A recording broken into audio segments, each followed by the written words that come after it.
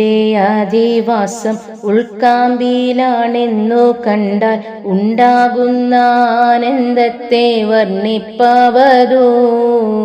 സർവജ്ഞാന സ്വരൂപന്താൻ ഖഡ്ഗിയായിട്ടുദയമായി ആത്മലോകെ ഖഡ്ഗമിതു സ്ഥാപിച്ചിടുന്നു. അജ്ഞാനത്തെ എതിർക്കാനും അധർമ്മങ്ങളൊടുക്കാനും നിഷ്കളങ്ക ഖഡ്ഗമിതു മാത്രം മതിയേ. ഖഡ്ഗായുധധാരികളായി ലോകരംഗെ പ്രവർത്തിച്ചു സ്വയം പ്രകാശമായി തീർന്നാൽ സത്യലോകമായി.